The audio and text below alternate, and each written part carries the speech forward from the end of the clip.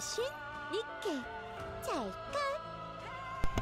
What's up, guys? Welcome to the stream. Happy Tuesday. Tuesday? It is Tuesday, right? Second guess myself for a second there. It's like, wait a minute. Am I streaming on the wrong day? The week felt like it went by fast. Also, this screen is insanely bright. Let me adjust that.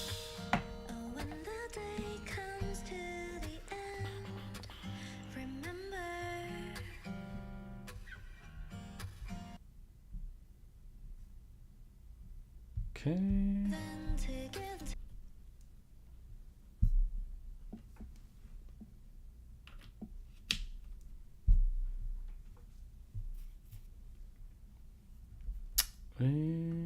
All right. Hello, screen? There we go. All right. Cool. Nothing like a few hiccups to start things off with. Let me make a post on Discord. And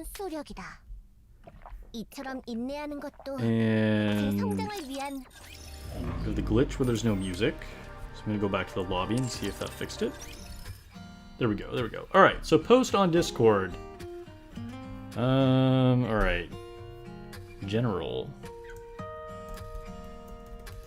Streaming, y'all.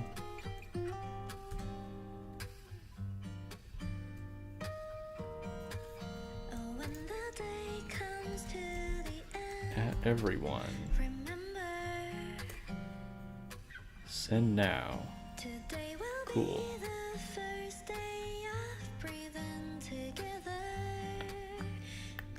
Alright, I think everything is as it should be finally. Alright, who do we have in chat? Kikro, time for class, that's right. Dr. Eagles, hey. Levelin 81, hello. Orafly, hey, Dominus. When you see the stream go from live to 47 hours, what? I'm not sure what that means. Like, it said it was live 47 hours ago or something? That's strange. It's Friday. Dude, don't give me that crap. I'll probably start believing it. It's Tuesday, Cool, cool, cool. Still the beginning of the week, yeah. It's already Wednesday for Dominus. Dominus is ahead of the game. We're way behind here in California. We're the last to see everything. Carlos, what's up, what's up? Hello, Mal, back from Paris. That's dope. Hope you had a good time in Paris. I was in Paris like 5 years ago, I guess it was. That's cool. Orafly, I thought it was Friday, damn it all. Alright, everybody. I get it. It's Tuesday.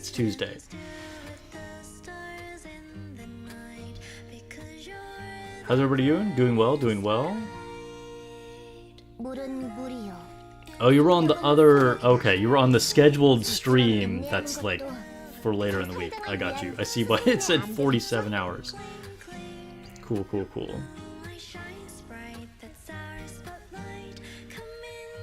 Alright. So, let's go ahead and collect some stuff.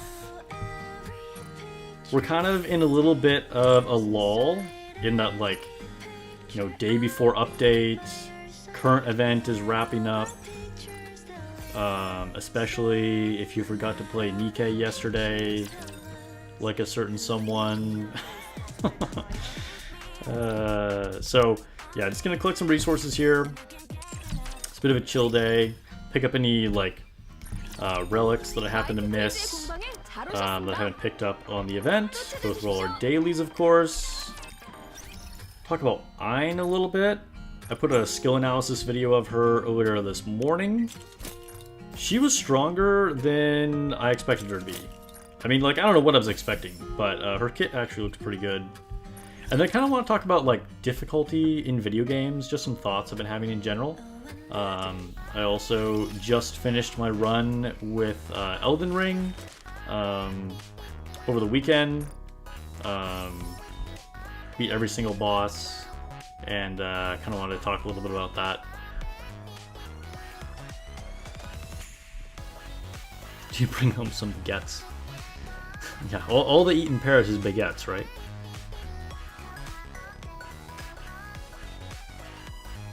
You're not summoning until anniversary until they give you free stuff. That's fair, you know. But I mean, we do have the collab coming up, so I don't know. Did you pull in anything in summer too? You're missing some good events. Things are finally chilling out for Aurafly. It's been a busy 2 months. All right, well, that's good. That's good. It's good. Glad things are starting to chill out. Yeah, you haven't been on streams for a while. Good to have you in chat. Alright, is there any bulletin board things? No? Oh, I guess I already collected those? What? Oh, did I just do that? My mind is somewhere else. Alright, cool. But yeah, so Ein. I don't know what I was really expecting. I didn't expect her to be as good as she looks. As I said in the video, it's all like theory crafting, right? Like, we don't know exactly how good she is or isn't. But she looks like she might actually be a very good damage dealer. When you actually get a hold of the units, like, it doesn't always turn out how you'd think it would. But I kind of have high hopes for her. But that said, I'm still going to be passing on her no matter what, just because I want to be saving for the collab, you know what I mean? Let's see, people say that if you truly love someone, you should let them go. I think I'll say I don't. Even though that's like some serious stalker vibes, but that's where we're going with Isabelle, right? Respect boundaries, Isabelle, jeez, alright. Yeah, saving for the collab, right? Like, hopefully it's Stellar Blade. If it's not, I mean, then I'll have saved a lot of resources. Maybe there'll be something else really cool. I don't know. I really hope... I'm pretty skeptical of their collab choices. I feel like Shift Up has demonstrated that they're willing to just do some like really left field stuff just because it's popular. And some of it turns out well, some of it not so much. I mean, like the Dave the Diver one has actually turned out really well. And the way they did it as just like a mini game was pretty cool. And so that kind of like surprised me as something enjoyable. But it was still really out of left field, right? Like, it's not something that really fits with Nikke, but like the way they integrated it did make sense. But still felt really random. And then before that, ReZero was like, what are you doing, you know? And I don't know. So I'm a little worried that they're gonna just do some like random thing, like it'll be like, you know, Attack on Titan, because everybody loves Attack on Titan, so that makes sense, you know, something like that. Which, again, like just sticking with the Attack on Titan example, that was an amazing show. I mean, I'm a fan, but I don't want that to be our Nikke collab, right? So I think, you know, there's a difference between something just being good on its own and being good for Nikke. And so I'm a little worried we're not going to get something that's actually like a good Nikke collab. But if it's Stellar Blade, that would be amazing. If it was Evangelion, that would be amazing. If they randomly brought out Destiny Child, that would be amazing. I don't know. Yeah, I mean, these are kind of like my own pet preferences, right? But there's a lot of things that would be really cool. That could work well. You know, like Nier was a great example. And I just hope they actually do something that's a good Nikke collaboration. So, you know, staying optimistic, I'm saving for that. Because as cool as Ein is, there's nothing that I really... There's no role that I really need to fill right now, right? And I think, even if she's really strong, like, I have Summer Niece, I have Scarlet, I have really good electric attackers, right? And Ein will go on the wish list.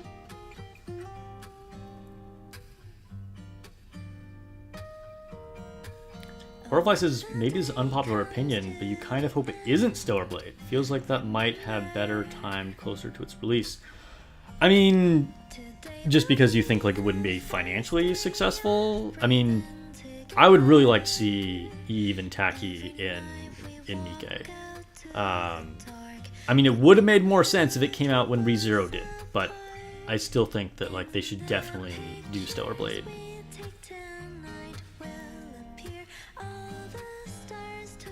They are meant to bring in new players. It's true. It's true. It's like ultimately that is the point of doing collabs. If you can bring in new players that will spend money, like that's what it's for. And they kind of don't care what the existing player base wants, right? Because we're already playing it, and there's probably like a few like rage clears out there that'll be like, fuck this collab, you know, and not play it. But like that's extremely rare. Like almost no one is gonna quit because of a collab. So there's kind of no risk if they do a collab that people don't really like, but it brings in new people that have never looked at Nikke before. Alright, 5C. 여기까지 온 지휘관은 오빠가 참 전투 끝나면 깨워줘.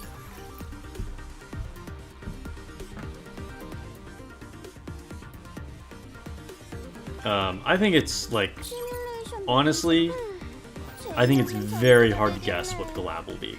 I think it's really hard to say one way or another in any like really educated way. They haven't given a lot of good hints on the collab, like even unintentionally, you know. Supplement Syndicate, welcome to the stream. I don't have a true damage attacker now, right? So, big question, how good is true damage going to be? I mean, true damage is amazing. There isn't even really a question on how good true damage is. I mean, the effect is extremely good. It's just the unit has to be good enough to actually take advantage of that, right? Because, like, say you have, like, let's go for, like, an extreme example. Say you have, like, an R-rank defender with true damage on it, right? Like, it's going to go right through the enemy's defense and do maximum damage, but it, like, just doesn't have the stats to build it up, right? Like, it doesn't have the modifiers on its skills. Like, it's just not going to work. So, you know, assuming the unit has the base stats and the modifiers on the skill to do big damage, like, that is going to dictate how good the actual true damage is. I will say this, I've seen some discourse online about people saying that, like, oh, I don't have Bay, or I didn't get the favorite item for like Laplace or Frima or whatever, so like I can't make a true damage team. And I feel like people are kind of thinking about that wrong. I mean, I'm not saying that like true damage units couldn't pair well with those, right? I mean, obviously there's supposed to be some synergy there. But true damage doesn't really need any help, right? Like if Ayn is just a big damage dealer and she has true damage, great. Like you don't need a bunch of true damage support for that to be good. I hope that makes sense, you know? Because like you could slap true damage on like Modernia or Scarlet or whatever, it doesn't matter, and like they're gonna do good damage because they're going through defense. You don't need like true damage synergy, you know? And honestly, I feel like a lot of times these things just kind of turn into a gimmick. It's like, oh, I gotta make the shotgun team or whatever, you know? Well, you don't really. Like, Bunny Soda just is good on her own. And, you know, maybe actually using Bunny Alice and Leona and whatever is not even necessarily the optimal build, you know? So I wouldn't get too hung up on, like, matching keywords when you're building teams, you know? You gotta, like, look at what's objectively just like the strongest units. Never saw the item video from you. Yeah, I mean, you know what, Orifly, you know, do your thing. The reason is because I've had extremely poor luck with upgrading, and I have not been able to make the item video because I have not been able to level it up high enough yet, because I never get a good result. Like, it always levels it up by the minimum amount, so video is still coming eventually if I ever can actually get things leveled up to be a favorite item.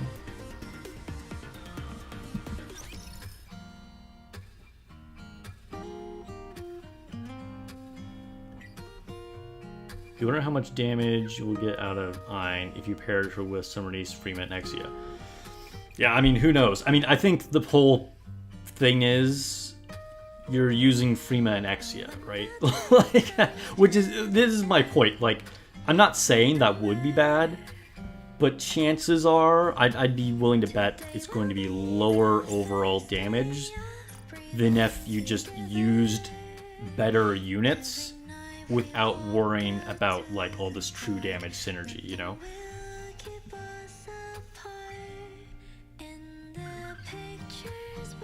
Yeah, I've never gotten a super success. It's pretty crazy. Feels like that's Kikro's fault. It probably is. I'm willing to blame Kikro for anything. Alright. Let's see. I guess, you know what, let's just do interception.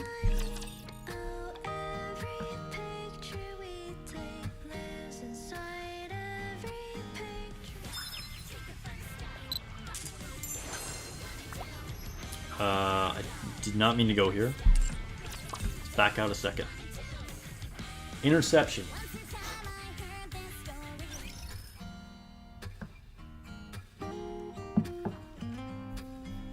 Oh, let me do something really quick. Let me switch to Maiden for a minute. 지휘관 옆에 붙어 있으면 마음이 편해져요. 그러니까 계속 붙어 있을래요. That is not how you spell that.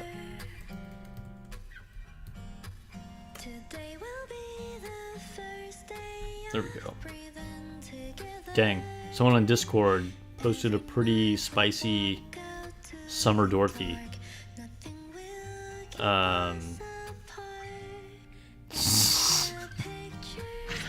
man, people on Discord are wilding. Someone posted like an insanely thick Anise falling asleep on the couch. Okay, okay.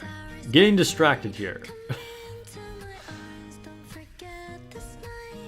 Go back. Alright. Pull up my stream manager. Alright.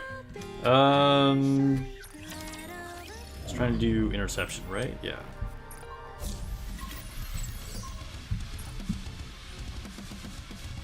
So yeah, I've kind of just been thinking about like the difficulty in games recently. It's been on my mind just because like obviously I've been playing Nikke for a while, and like one of the things that I like about Nikke, among many things, is that it was actually like a pretty skill-based game in the realm of like mobile games or gacha games. Especially, I remember like the early days of doing special interception, and like, you know, before you had any like overload gear, like it was a big struggle. You had to like time your like getting under cover exactly right, use your burst at the right time, find a good combo of units. You know, it was like down to the second of beating them, and it was just really cool. I liked how like, you know, how much of a skill-based game it really felt like it was,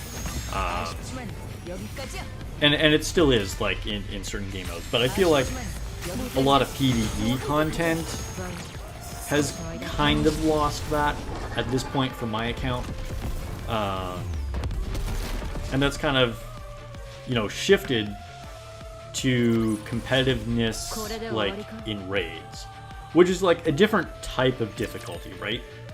Because it's not really PvE difficulty, but it's not really PvP difficulty either, right? Because I'm not directly fighting against other people, right? It's kind of like doing a time trial in a race, you know? Where like you're not directly racing against anybody, but you're just trying to get the fastest time. So, you know, you're really just like competing in isolation within like your end like score as compared to the end, right?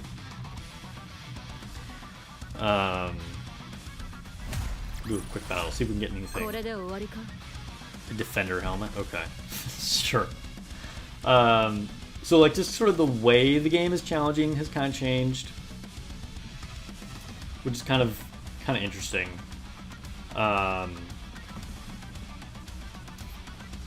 Yeah, RIP new arena. That's right. So like, you know, in arena, in theory, you are competing directly against other players. So it'll be interesting to see if like that real PvP competitiveness comes back with Champions Arena, if it ever happens, which we now know is being delayed even more. Talked about that in my, oh my god, Defender Boots. Talked about that in my video on the dev note. But yeah, so I mean, for the most part, like, Nikke, I would say, has become more casual for me. You know, I already said I've like kind of decided to step away from like challenge mode and solo raid, and I'm still motivated for the union raids, and then otherwise I'm just kind of like enjoying the game as a PvE, you know, single player experience, which is not difficult at all at this point, right? And we'll see what happens with like the new type of interception. I hope that does get more difficult, because I would like that experience again of like fighting difficult bosses right away, right? Because like even in like solo raid, the bosses in challenge mode are like kind of difficult, but not actually that difficult, right? Like it's not really that hard to just beat the boss and last the full 3 minutes. So it would be cool to like really get that feeling again for like special interception.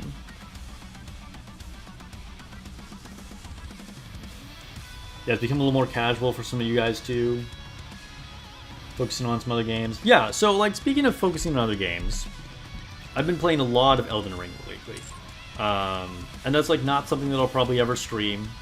But I talk about it every now on Discord. I've like mentioned it on stream before. And I just finished my playthrough a couple days ago. Well, I finished it several days ago actually. And then, like, 2 days ago, I finally beat all the bosses in the game.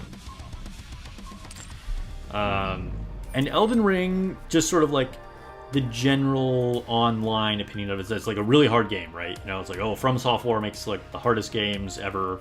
You know, it's like successor to Dark Souls, whatever.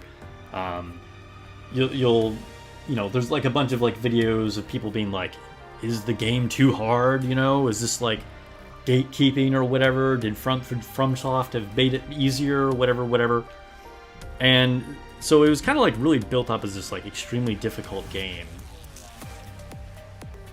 and it kind of just wasn't.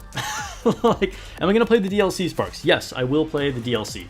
I haven't touched it at all yet though. Just make Elden Ring a section on Discord. Yeah, I mean, there's probably only like 5 people on Discord, on my community Discord, that actually plays Elden Ring. But I guess, hey, if enough people say they want me to make an Elden Ring channel on Discord, I'll do it. I'll do it. But yeah, I would not say Elden Ring is an easy game. It's definitely not an easy game, you know. There are a lot of easy games out there. I would say the majority of like new games or like AAA games are actually quite easy. And Elden Ring isn't like that. You know, it definitely requires you to pay attention.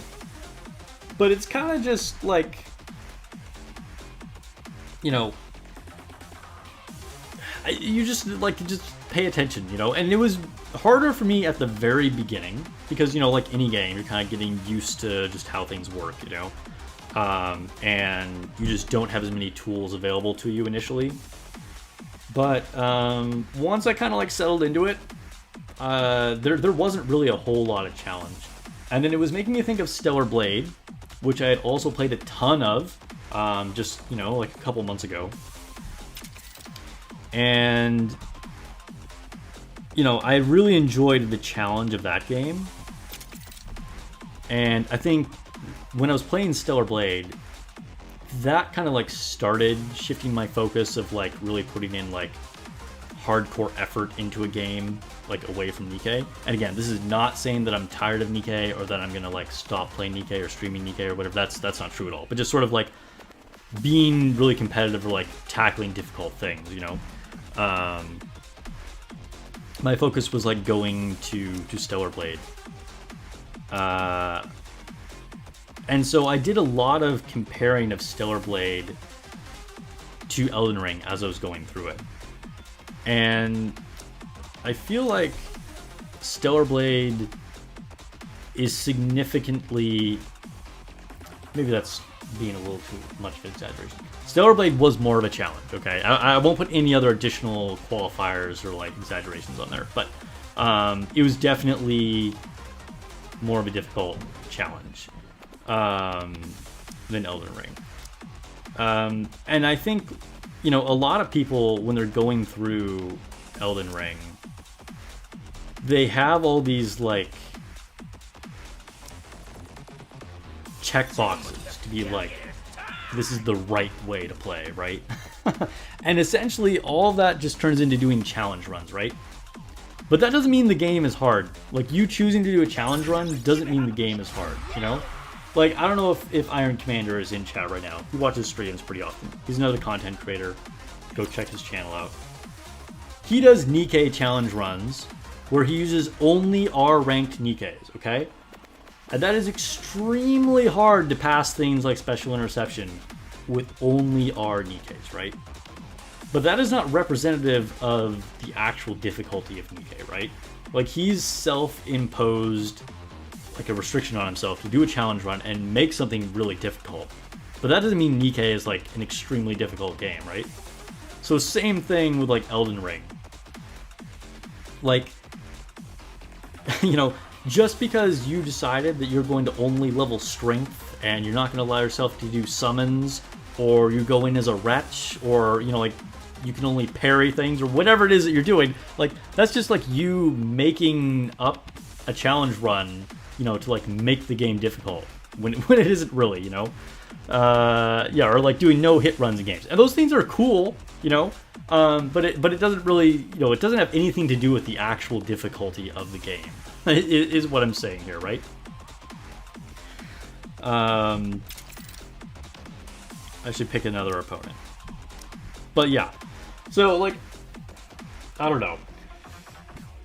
I think a lot of newer gamers, and by newer gamers, I mean literally people from like the last 20 years or whatever, you know, compared to people that used to play games like back in the 80s. I feel like old games used to be pretty brutal.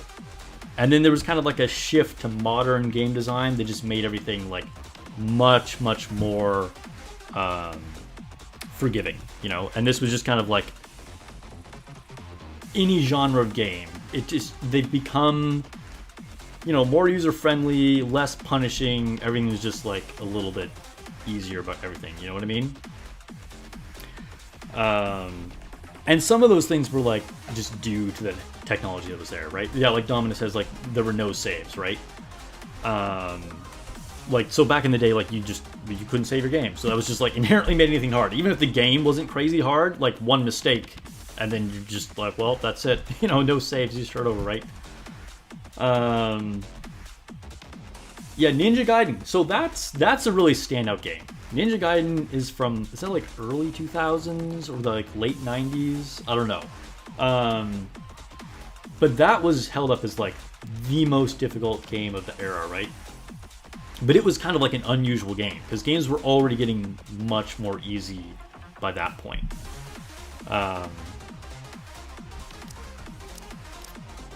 don't know exactly where I was going with that. But I don't know. I guess my point is that I think like anything that requires repeated attempts, people are just like, oh my god, it's hard. I didn't beat it on like the first or second try. And you guys have like seen me stream Stellar Blade. I got quite good at the game, and for the most part, you know, I got to the point where I could do like almost no hit on like most of the bosses. You know, I platinum trophied it 100%. I went through the entire boss rush challenge on hard mode, cleared everything. But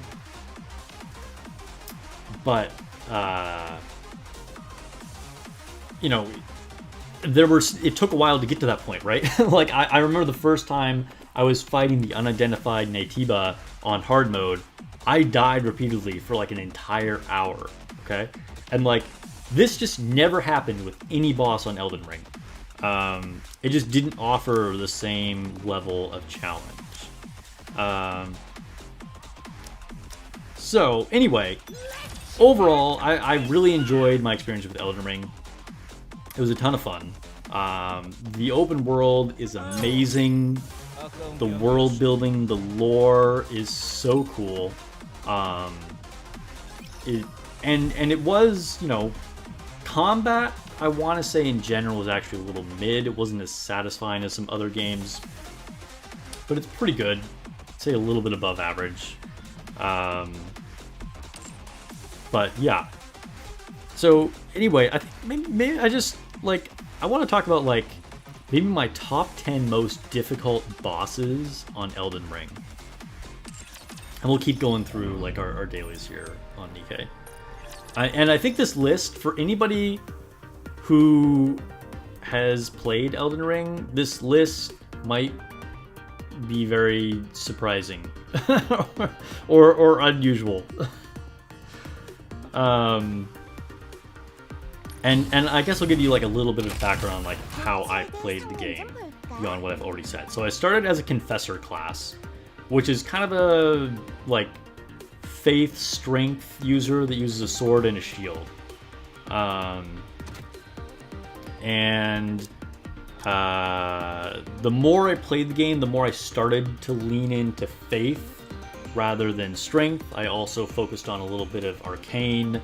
And I used the shield, I want to say for like the first 80% of the game, but towards the end of the game, the shield just wasn't feeling worth it. Like it wasn't actually doing that much. Like it was very helpful before, and I liked the idea of like getting like perfect timing on the block, and then you get the like guard counter or the like attack bonus from like the guard counter or whatever it's called. Yeah, Kikro's gonna complain about spoilers now. We all know Kikro's never gonna play Elden Ring. I guess, disclaimer, spoiler alert for Elden Ring. For this game that's been out for like over 2 years. But yeah. Anyway, so that's kind of, and I went through without really using any guide, but I just went through very thoroughly. Like I did very thorough exploration, which is the same manner that I went through Stellar Blade. And then there was occasionally things I would look up. If there was like a specific talisman that I've heard of that I wanted to look for, I'd like look up where that was and then that kind of thing. But for the 90% of it, I kind of just went through the game, right? And I wasn't ever doing any like intentional farming or doing any like glitches to duplicate runes or anything like that. But I just did like pretty much all the opportunities to like build myself up, right? I just like was having fun exploring, saw as many things as possible as there was to see, and I did that kind of thing. So right off the bat, well, yeah, let's talk about some notable. Well, okay. You know what? There. Let's just dive into the list. Okay, so top 10 most difficult bosses. So now that you know kind of like what my character build progression was and my kind of general philosophy was on playing the game, we'll get into the actual list now. Okay, my top 10 most difficult games for me. So this is based on just like my experience that I had in this one run. Totally just like relative to like the choices that I made, right? Okay, and number 10 most difficult boss for me was Leonin Misbegotten.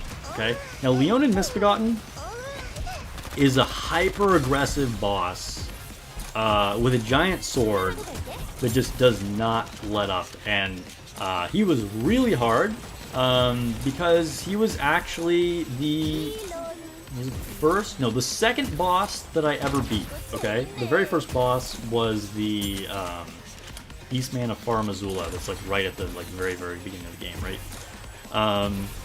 But Leonin Misbegotten was the very first boss that I beat, and so I'm pretty sure I was fighting him really underleveled. He was extremely aggressive. I did not have enough stamina to keep like blocking and rolling and stuff, and it was a big struggle. And again, I'm not like super like used to the game yet either, right? And so I died, I don't know, like 30 times or something. Who knows? It took quite a bit of practice. I also didn't have like any spirit ashes at that point. and so it was a struggle, but it was also like felt really satisfying to actually win. And then you get this sword that requires 40 strength to use, which is so stupid because like even at the end of the game I didn't have 40 strength. Like that's a crazy high requirement, but whatever. Anyway, so that was my 10th most difficult boss. Number 9 was Decaying Excite, which I probably just totally mispronounced. But he's just one of the field boss dragons out there, and I think he's in, it's called Caelid, it's where all the Scarlet Rot is. And he was the most difficult dragon to fight for me because, again, I think, you know, the first time I encountered him, I was probably under-leveled. But even after I finally, like, got to the point where I was intentionally trying to fight him, he, like, his Scarlet Rot breath can just, like, annihilate you extremely fast. Like, if you get hit with his Scarlet Rot breath, you're just, like, dead, you know? So that was pretty difficult. And then number 8 for me would be Moog. So Moog is kind of a secret boss, although he is one of the Great Rune holders. He's the like Lord of Blood or whatever. And the thing that was hard about him was just when you get to phase 2 and he does his like attack where he like pierces the sky and like all the blood comes out, it just does massive damage. And yeah, like his first part of his battle was like not even hard. But that just did insane damage. It wasn't quite enough to one-hit me, but I had to be drinking Flask as he did it right, because he does it like, I don't know, was it like 3 times in succession or something like that? So I had to make sure I was actively drinking Flask as it was hitting me, otherwise I would like immediately get killed like when like the next one came out, right? Yeah, the knee heal attack, exactly. So he was pretty hard from that perspective, just because that one move just did such insane damage. But it actually didn't take me that many tries to beat him. I think I beat him on like my 3rd try, which is gonna be a common theme here. Like, there were a bunch of bosses that I just beat on my 1st try. It just wasn't like a big deal.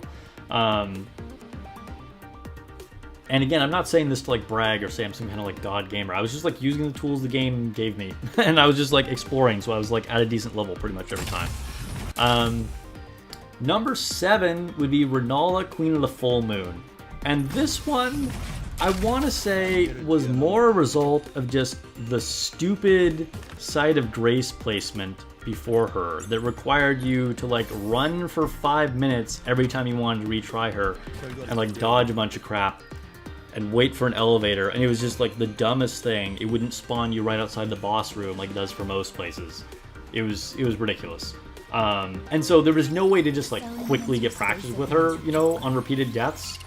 And you have to go through this like stupid little mini game of like hitting these 3 ad enemies to actually get to the real boss fight,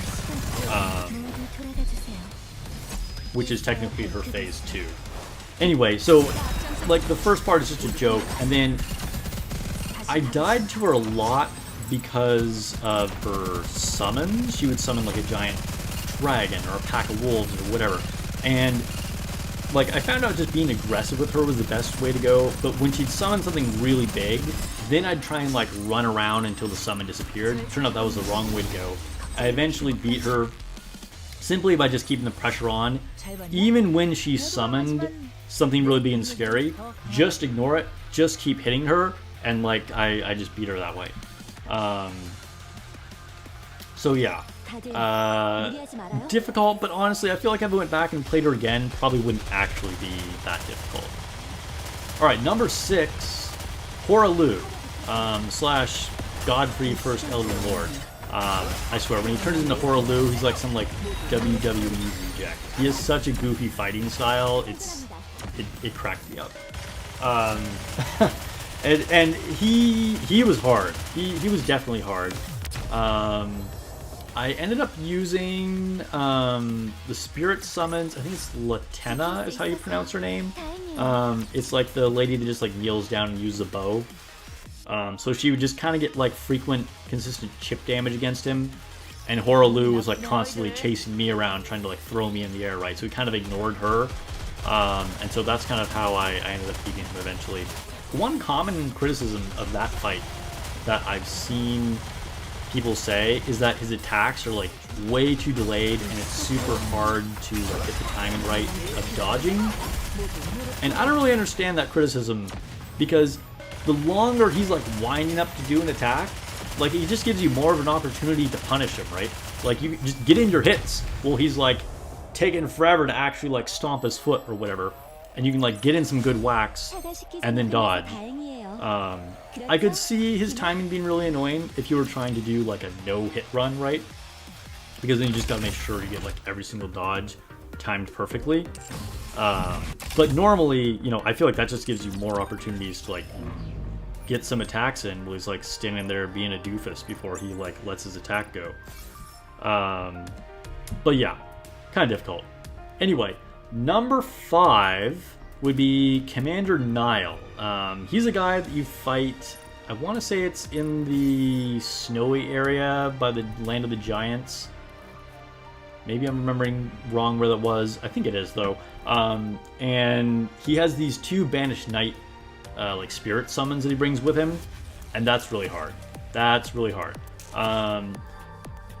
The thing that made this easier for me is this was like right after I had unlocked the Mimic tier, and I used the Mimic tier for like 2 or 3 bosses just because it was like the fun new toy, right? And then it ended up just feeling like way too silly. I was just like, this makes the game insanely easy if I use the Mimic tier, so I ended up stopping using the Mimic tier after that. But Commander Nile was like shortly after I'd gotten the Mimic tier, so I used the Mimic tier against him, which made the fight dramatically easier. But still, it wasn't even like a freebie, right?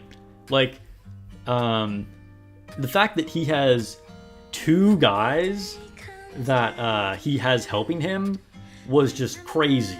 And like, I did have enough damage that I could kind of like kill them quickly, but it was a huge risk to not just like die. Because, you know, you focus on one and there's like 2 other guys wailing on you. It was pretty crazy. So that was definitely a difficult boss fight, because like even with using the Mimic tier, it took me a few tries to beat him. So yeah, definitely deserving of being on the list here. He was like a boss that I felt like genuinely like kind of overwhelmed by at first.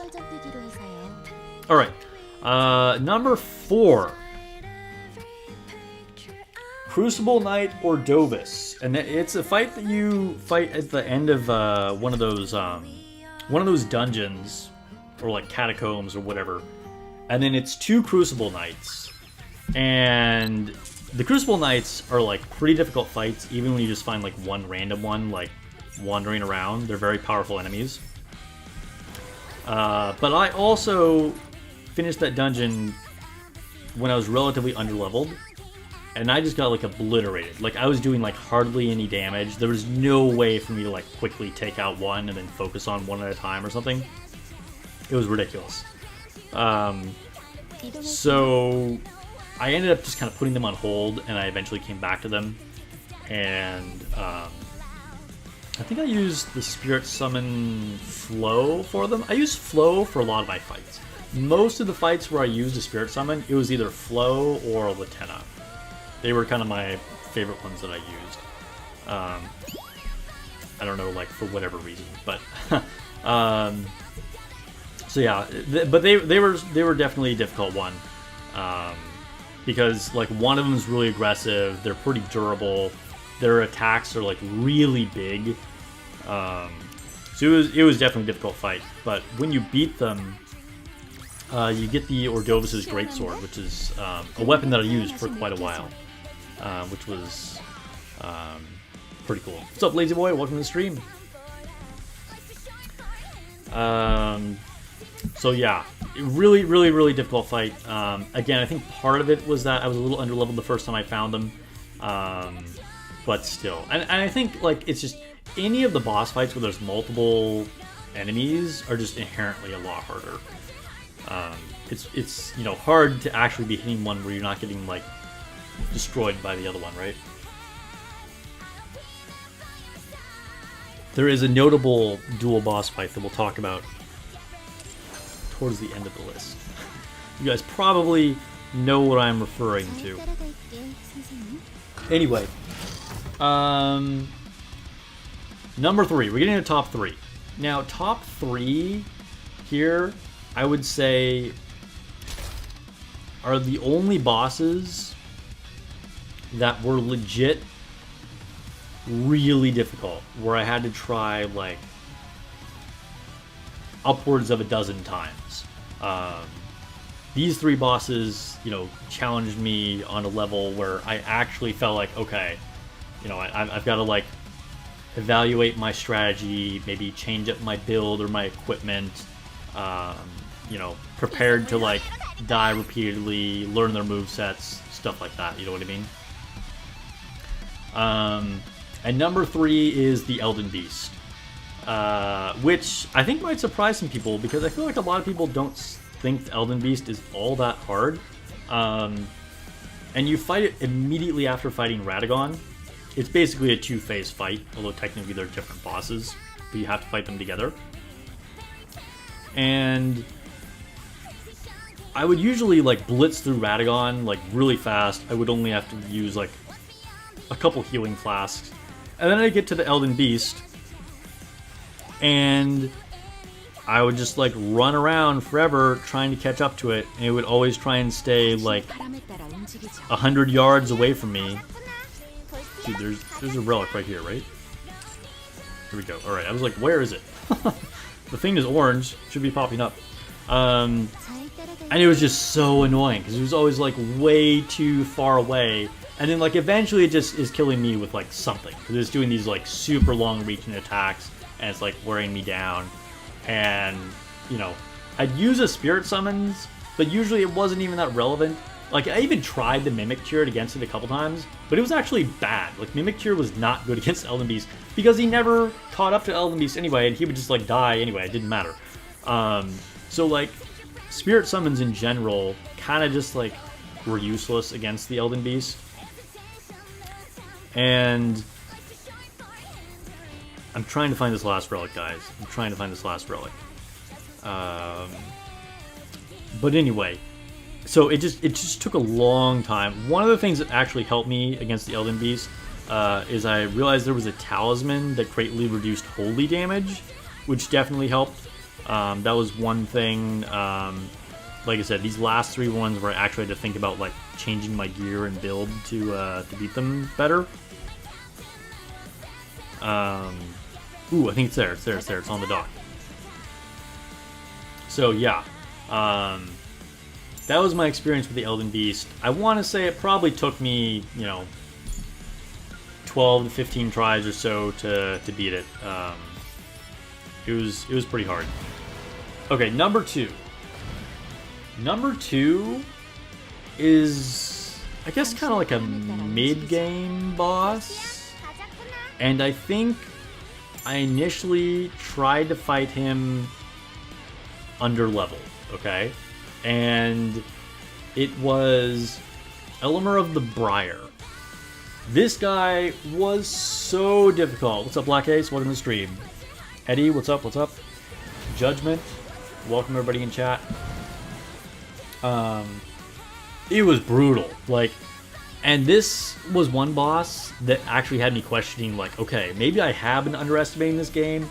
Maybe I've just been, like, really lucky before. Like, do I have the skills to beat this guy? Like, it was so hard to beat this Briar guy. Because he would have insane reach and aggression, and he'd, like, throw his sword at you. And I was using his spirit summons. At the time, I think I was using the Perfumer Lady. She, like, basically doesn't do any damage, but she has a shield. So, if you can get the boss to aggro her, she'll survive for quite a while, because she kind of just, like, will block. But basically doesn't help you actually do any damage.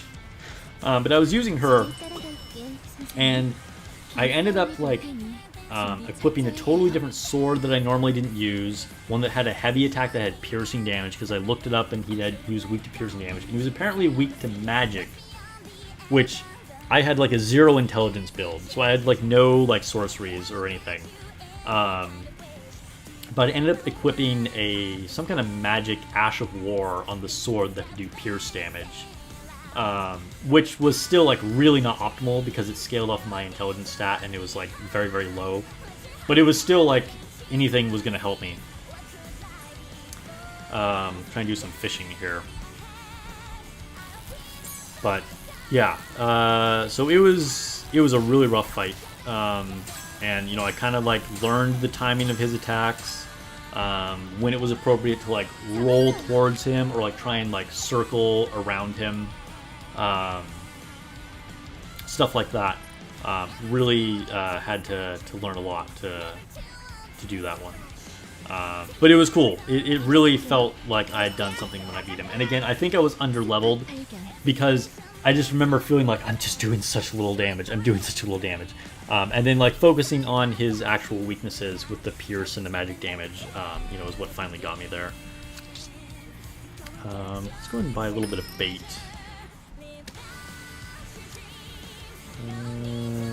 Yeah, we'll get 10 of these. But yeah, the thing about like beating these bosses is then like half the time you'll unlock like, you know, champion's armor or whatever, and then it's like worse than like the stuff you were using before. So sometimes the rewards are a little bit of a whiff. So it feels like this one's a little bit faster. Cool. All right, not actually that bad at all. Yeah, so definitely a pretty big challenge with him. And then my #1 hardest boss. All right, chat. For anybody, I've seen some of you been commenting already. For anybody who's played Elden Ring, I just want to see your guesses. What do you think is my #1 hardest boss? Okay, I know ones that people like commonly talk about. Obviously, Millennia, Godskin Duo, Margit. Sometimes people talk about Moog, although I already had Moog on number 8 on my list. I don't know. I want to hear your best guesses for anything that you think might have been like the hardest boss for me. Will I try and catch this fish and not fail miserably? I feel like I'm not even going to beat all the challenges by the time this event ends.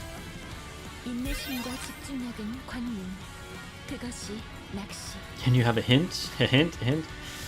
Those double gargoyles. Okay, that's a good guess.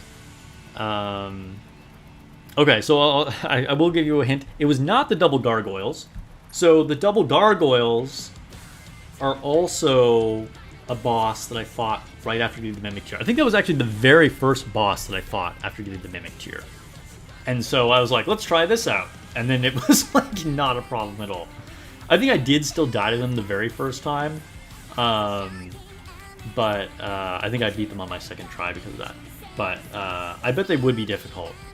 I could see it. It ends next week. Yeah, I know. That's what I'm saying. Like, I'm probably not going to finish these challenges.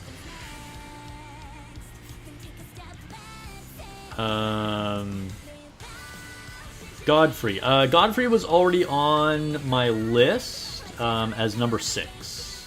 Godfrey / Horalu. Lone Syndicate asked, was it a dragon?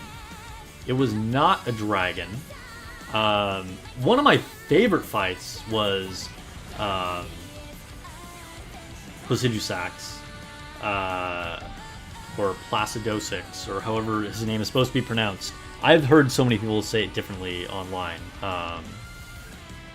Placidusax was a really cool fight, and I was already geared up for Farm Azula. Like, I put on all the Banished Knight armor, which happens to have really good fire and lightning resistance, and then I equipped the 2 talismans, one for fire and one for lightning. And so I think I died like 2 or 3 times to Placidusax, but then I ended up beating him. But yeah, the hardest dragon for me, like I said, was Decaying Exites.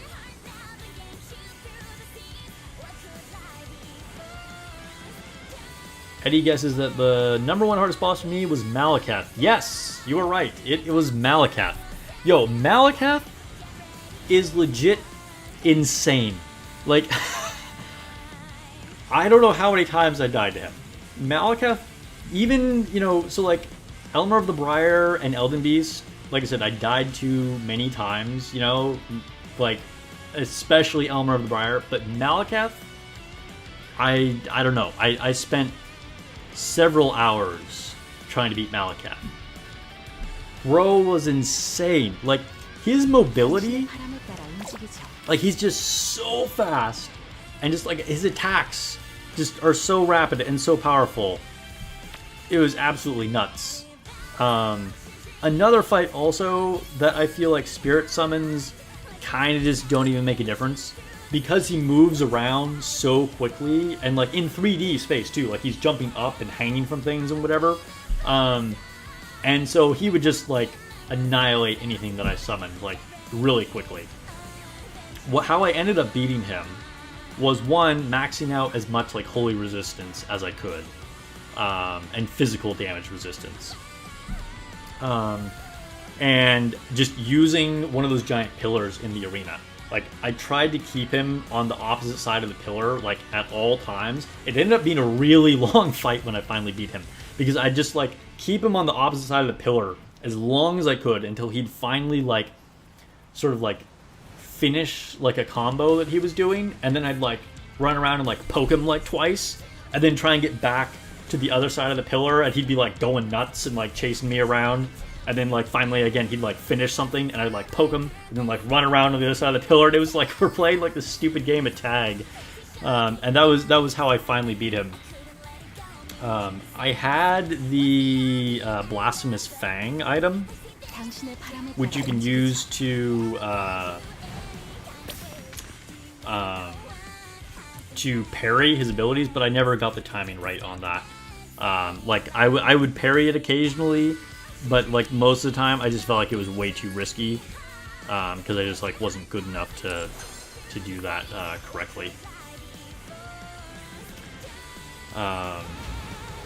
But yeah, Malakath was also, like, one of the coolest bosses in the game. So honestly, I wasn't even raging that much about dying to him.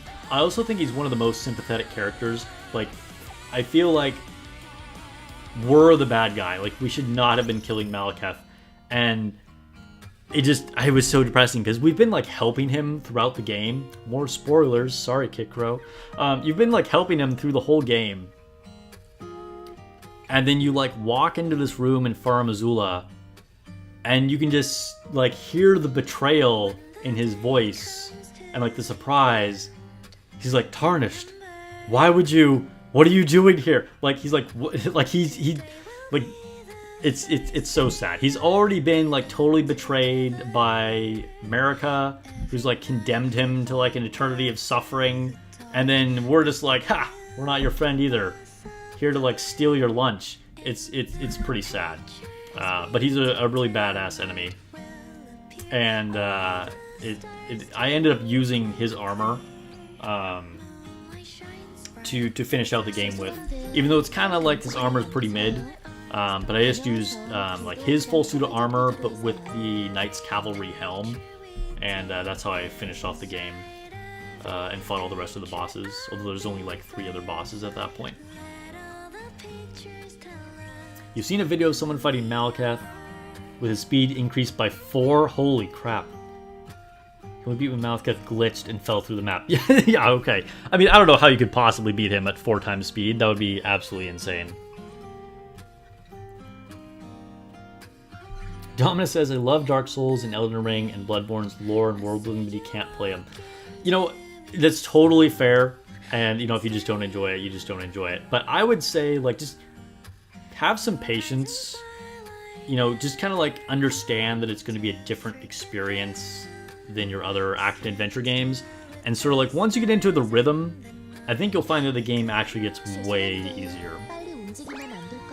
Yeah, his armor looks really, really cool. What was my weapon of choice? So I started off with the broadsword. That's the starting weapon for the Confessor. And then I ended up going to the Claymore, which is kind of a basic greatsword. And I experimented with some different Ashes of War, sometimes with Holy Infusion. I did a Magic Infusion for Elmer of the Briar, some things like that. And then, I'm trying to think like what else. I also used Ordovis's greatsword quite a bit. That was definitely one of my favorites.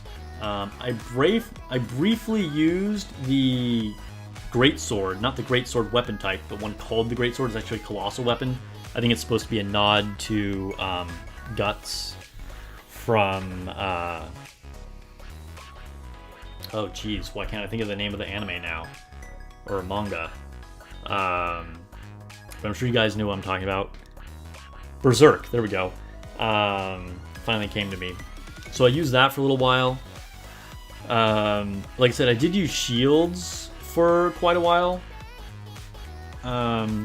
Mostly just stuck with the, I think it's just called like the brass shield or whatever. Because it had 100% damage negation when you block with it. Although I did use a couple other ones. I ended up using like the mirror one that can block damage too, for a little while. I used the Blasphemous Blade, which is like extremely strong. I used that one against Radagon and the Elden Beast because I think they're weakest to fire. I also used that one against Millennia. After I beat the Elden Beast, I used America's Hammer to go through like some of the just other exploration things. I've been having a lot of fun with it. I like how you get like infinite hyper armor when you use its whatever its like special ability is, where you like float in the air and then you like slam the ground into everything.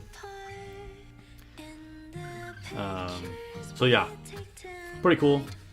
I did a lot of Dragon Communion spells.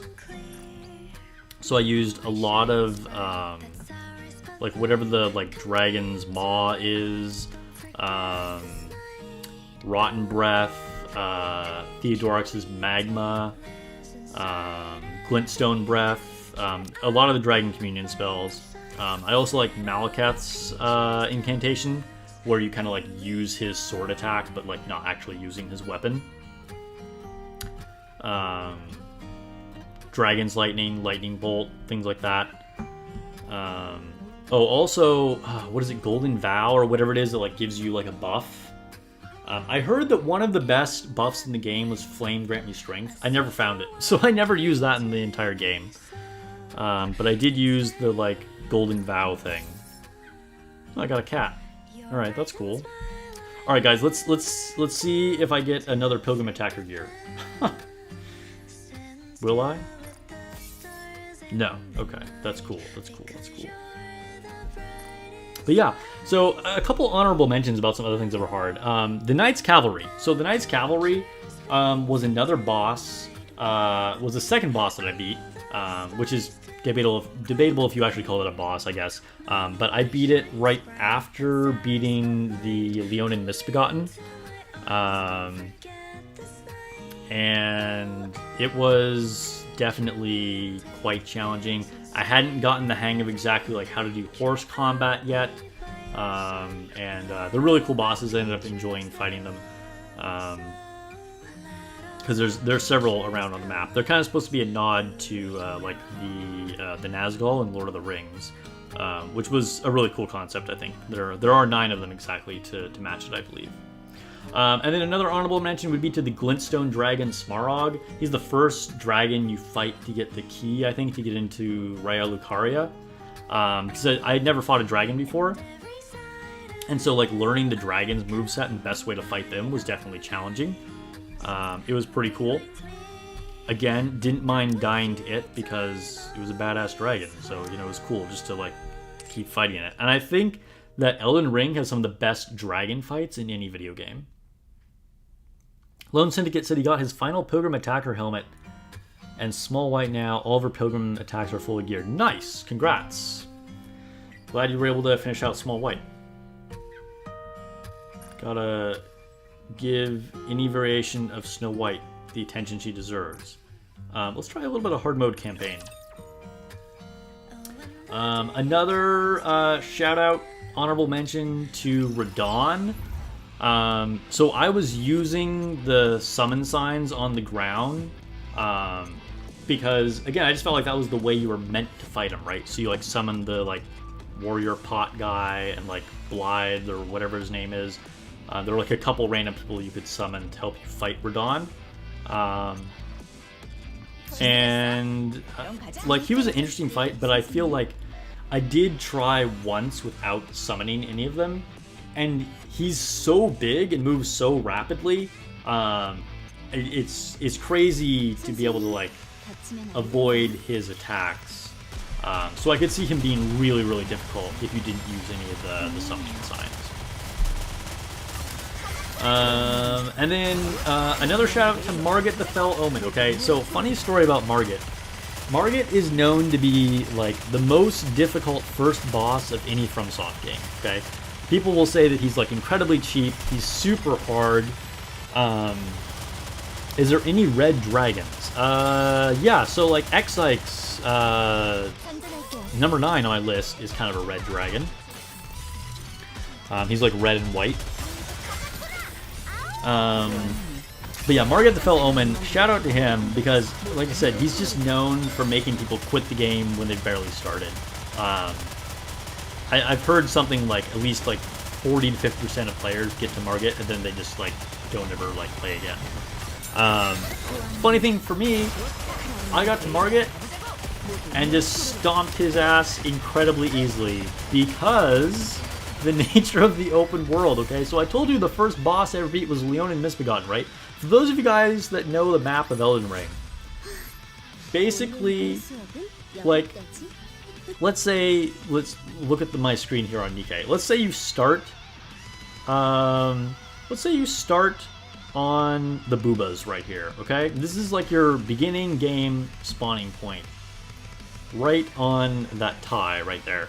And in theory, you're meant to kind of go like up her neckline and like turn left kind of at her face, and then you're gonna fight Margit, which is the first main boss, kind of where she's holding her cell phone, okay? However, when you go up the tie, you have a choice. You can either go to the left, like I was saying, across her face, or you can go to the right, and there's a path that loops all the way down over her shoulder, down her gun, and kind of down to her butt. That's where I went. That is where the Leonin Misbegotten is, okay? And like, I don't know I'm not supposed to go that way. I just went right. Because at first I tried going left because there's like a castle archway, and a troll immediately just like one-shot me, and I was like, alright, I guess I'm not meant to go that way. Forget that. I went to the right. There was just some like random nomadic knight dudes or whatever, and there's like a bunch of stuff to explore. So I was like, okay, I'll go to the right first. So I did this whole map area down at the bottom, like getting various Ashes of War, exploring different random little dungeons, went through the entire castle to beat the Leonin Misbegotten, and then you finally just get to the edge of the map, and I was like, okay, guess I'll go back up, and like, you know, the other place to go is like through that gateway where the troll killed me at the very beginning, and at this point, I'm like buff. And honestly, still going through Castle Stormvale was still challenging because I wasn't like that OP, but and there's like a lot of like weird annoying enemies like the flying hawks, and just like, again, I'm not still like super used to the game, but you know, so I definitely died. Like my first real rage moment, I actually talked about this on Discord, was I had just beaten the Ultra-Rated Tree Spirit, and I was holding like 10,000 runes, which at that time would have leveled me up like almost 3 times. And like hawks killed me, or they like bumped me off the edge on my way to go back and get my runes, and so lost them forever. It made me so mad. But anyway, so I got to Margit, and like I heard this guy was like insane, right? I was like, oh, it's Margit. Okay. And then I'm not going to say he was like super easy. Like I didn't just like walk up to him and like ignore his attacks and keep hitting him. Like I had to like make sure I was dodging him, whatever. But knowing that he was supposed to be hard, I was being really careful. And at that point, like I said, I was buff. Like I had already gone through the whole lower part of the map. And so even though he like hit me sometimes, it didn't matter, and so I just beat him on my first try. I was like, all right, Margit, sure, you made people quit the game. I don't see it. But that was just total luck. That's just like how it worked out, and that's how open world games are sometimes. It also, you know, I had forced me to like get a lot better at the game because I had to push through all that other stuff at like a relatively low level. Yeah, every journey is unique. It's true, it's true. Absolutely.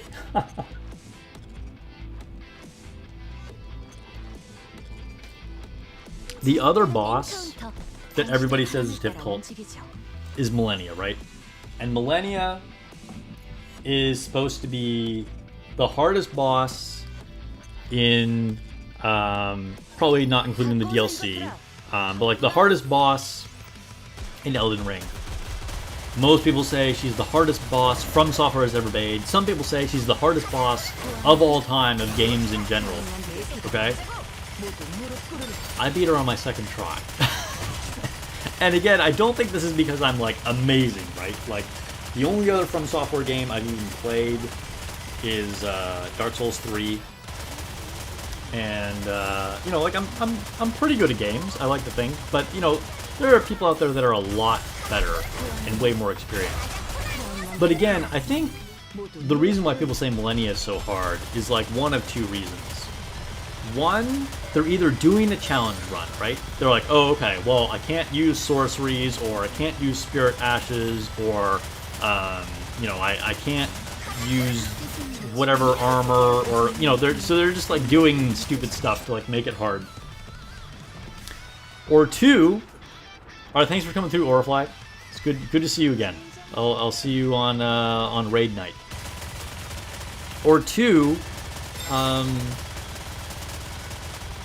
they, you know, just haven't like really mastered the controls of the game. You know, they haven't really like mastered it. I think we should probably restart this. There's no way I'm gonna win this.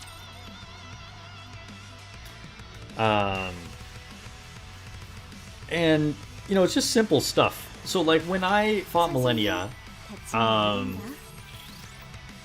had looked up to see that she was weak to fire, and I summoned a spirit. It was Flow. I told you that was one of the ones that I like to use the most. She's kind of a relatively low damage fragile unit, but she's fairly quick.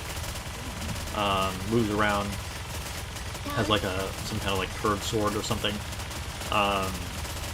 And then I basically just like wailed on Millennia with fire attacks, using the Blasphemous Blade and Theodorix's Magma, and just like shredded through her first phase extremely fast. And then she went to the phase change, which caught me off guard. I've never seen it before, right? And so she just nuked me with her big like Scarlet Rot Bloom, and like one-shot me.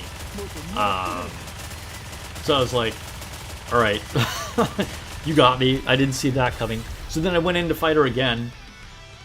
Again, went through her first phase like quite easily. Honestly, I don't know how much my Spirit Summons was really helping. I'm sure it was helping me, but most of the time I felt like she was just like looking at me. Like she wasn't really distracted by the Spirit Summons, but I was probably getting some nice extra damage, some help from Flow.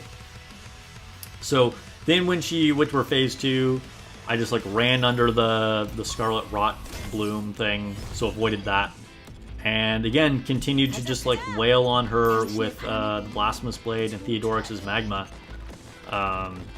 You know, she'd do her like waterfowl dance or whatever it's called, but I would just like roll towards her. She does it in kind of like 3 bursts, I want to say. She'll just do like and pause, and then another pause, and another.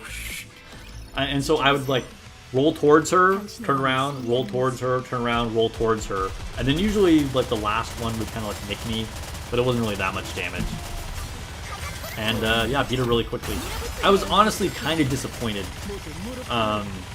because I was sort of like looking for like, oh, okay, big challenge here, you know, and it was kind of like built up in my mind as this cool fight.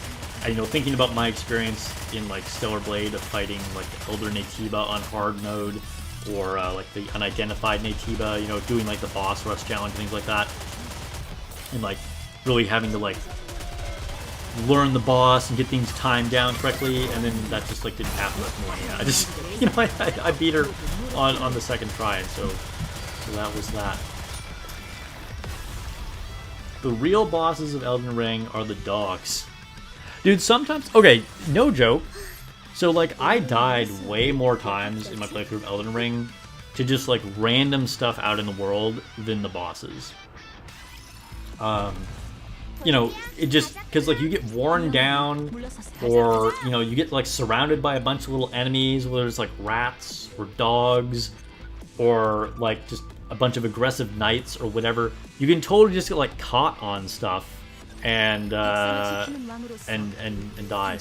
But like there were way more times that I like, you know, was frustrated. Or like going through those dungeons where there's no bonfires, it's only at the very beginning, and you have to get all the way through them with like the chariots or whatever until you finally get to the very end. There's no checkpoints of any kind.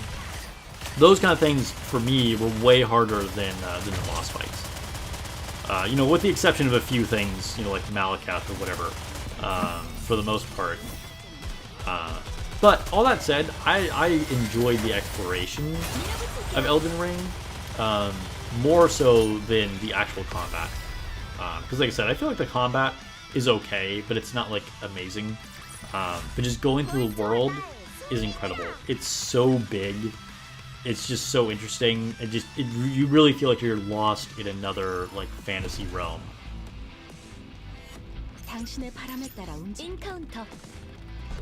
Alright, we're almost getting to the switch. Gonna open up a gate or something.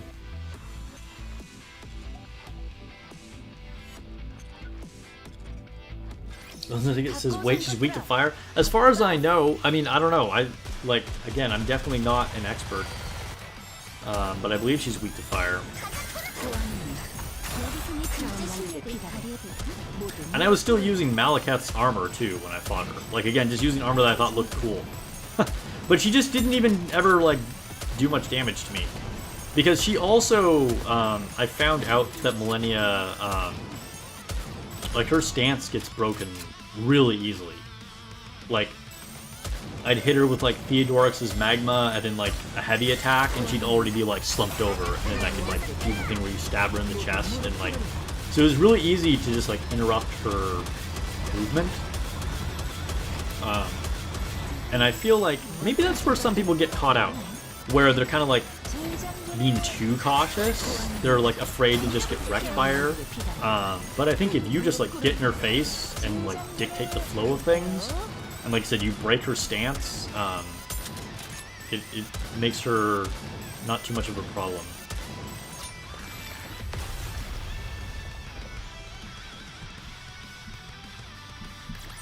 So yeah, looking forward to the DLC. Elden Ring has been a great experience. Oh, by the way, the ending that I chose was I forget what it's called. It's like the perfect golden order or whatever. It's the one that you get from Gold Mask. And you have this special mending rune. I almost went for the death rune one that you get from I forget what her name is, but the lady that's the deathbed companion. I liked her storyline. I like what she's trying to do for Godwyn. I think that, you know, Godwyn is one of the most tragic stories in the whole game. So I almost went for her ending, but ended up going for the perfect order one. Did I do Ronnie's quest chain? Yes, I did. It was an interesting quest line. She's one of the most interesting characters, and I completed it. So I had her summon sign. I could have used her, but I chose not to. This might be a hot take because I know she's a popular character, and I think it's considered one of the more desirable endings. But I think Ronnie might be the most evil character in the game, so I did not want to go with helping her in the end.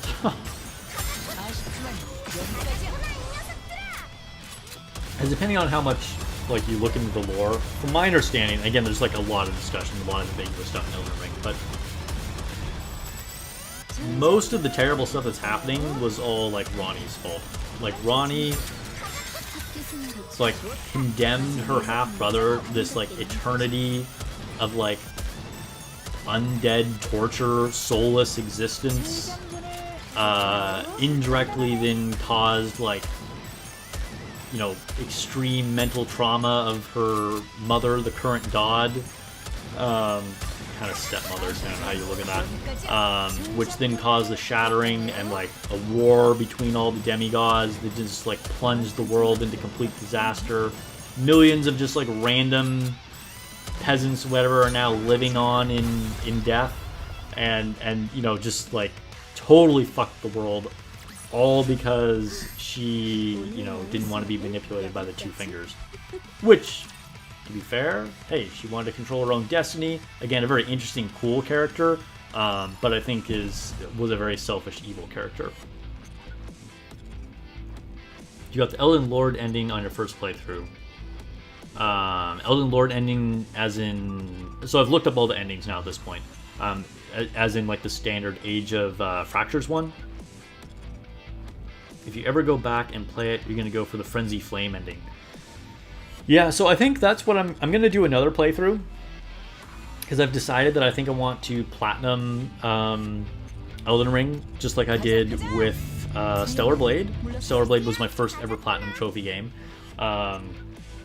And I already have all the other trophies, just because, like I said, I went through and did a lot of extensive exploration. So I have everything except for I need to get 2 more endings. So I have to do the Frenzied Flame one and Ronnie's ending.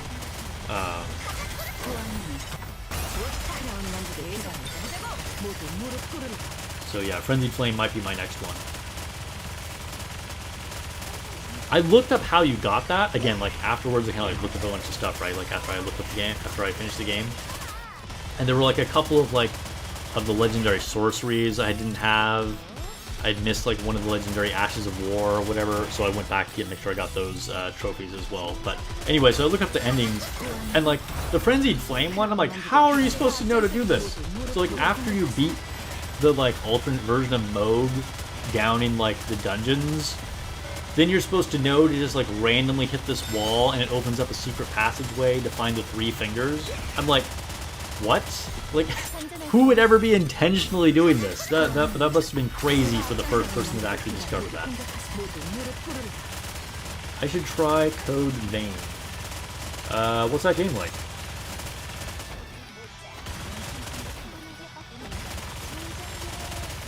Judgment Kazi says, I don't care what people say, the Gold Mask ending is canon to me. Yeah, so that's the one I went for. It felt like the best ending to me. Like, there's no, like, quote-unquote perfect ending, right? But I think it felt like the best ending.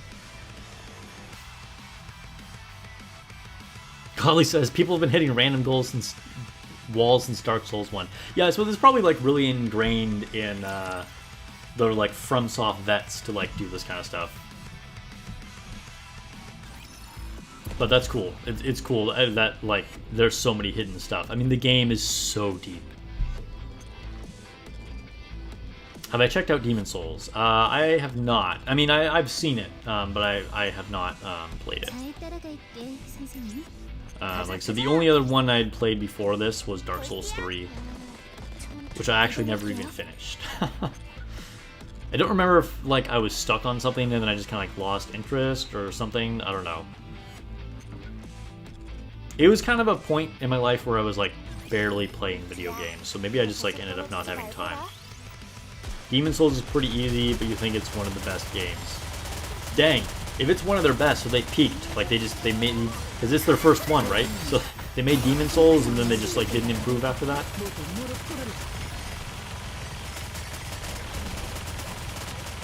I should probably be looking at Red Hood, so we get better burst generation here.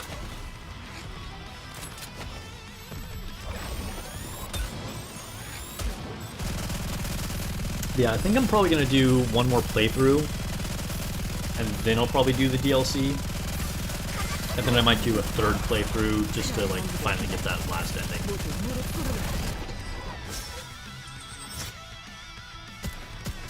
And Godly says, in my opinion, Dark Souls 1 is the best, then Demon Souls, then Elden Ring. Okay. Top 3. I think we're gonna just manage to beat this level. It's gonna be close. Red Hood dying was great, but I think we've gotten it under control.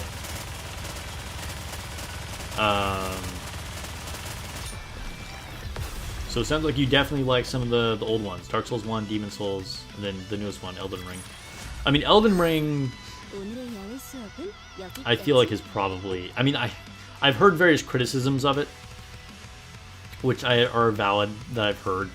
But I feel like overall it's a very impressive game. Probably... I've been thinking about this, if Elden Ring makes my like top 10 favorite games of all time or not. I want to say it probably doesn't. I've really been enjoying it. It's been super fun, but there's just certain things about it that kind of bug me that might keep it from actually being like one of my favorite games ever. Desmond Kazi, how do you feel about mecha games, Sparks? They actually released Armored Core 6. So I haven't played any of the Armored Core games, which I believe are also developed by FromSoft. I think that's probably why you're bringing it up. But mecha games in general are cool. I haven't played any for a long time, but it's a cool genre. I definitely like stuff like that, you know. Whether like Evangelion or Gundam or whatever. Giant mechs are always fun.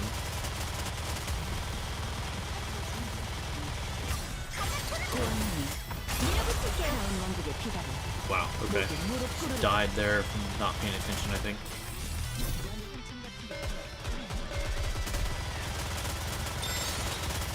So on my second playthrough of Elden Ring, I'm gonna start off as a samurai, and I'm gonna kind of make her like Eve. I'm gonna design her as much to look like Eve from Stellar Blade as possible.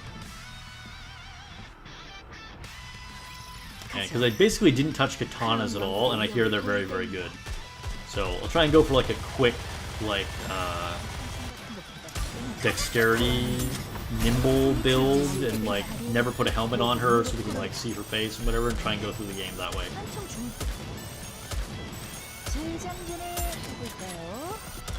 How do I feel about... Oh wait, sorry. I already read that chat comment.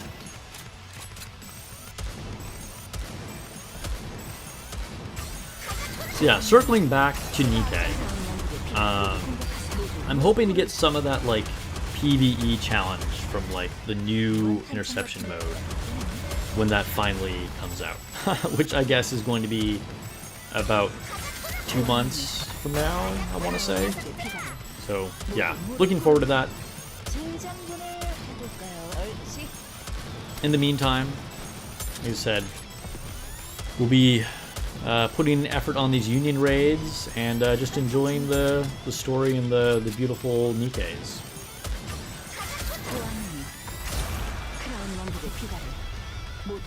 Boom. Alright. Looks like we got to the boss. 보셨나요? 당신의 왕이 승리를 가져왔답니다.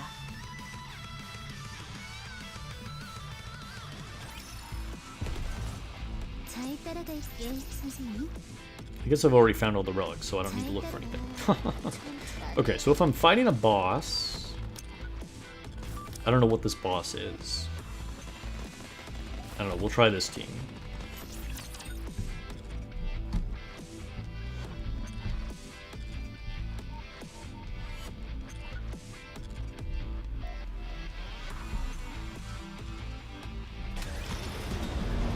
Oh, it's Mother Whale. Okay.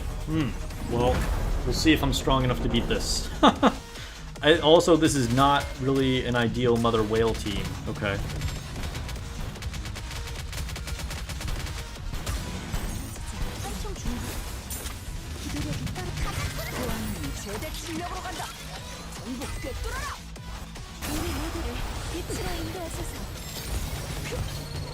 Oh no, she just died. I was aiming with Snow White and then just died. Okay, okay. Alright, you know what? I think we're not going to do this tonight. Wasn't expecting to just walk into Mother Whale here. We've already been going for like an hour and a half. I need to do a little bit of a shorter stream tonight. So I think we will just back out. Oops. It really wants to fight me again. We're gonna back out, open a mold, and maybe do like a daily discount poll as well.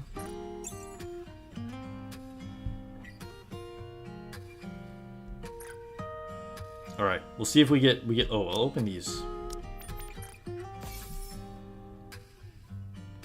Ooh, we have a missileless mold now too. Okay, that's exciting. Okay, all right, here we go. Mid-quality mold. Per usual, we are going for schoolgirls, maid privity, cheerleaders. All right. Come on, guys. Wish me luck, chat.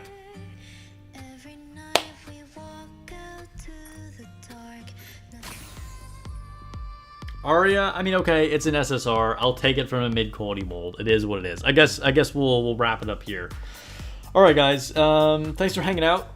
Thanks for tolerating my long-ass rambling about Elden Ring. Just been thinking a lot about it lately, and just kind of want to get my thoughts out there and my experience and kind of like how I've been looking at different games and their kind of like design philosophies and how they may or may not be difficult. But yeah. Good luck if you're going to pull for Ein. I will be saving for her almost no matter what, and looking forward to whatever content is after her, but I think she probably is a pretty good unit, and particularly if you're like a newer player. So yeah.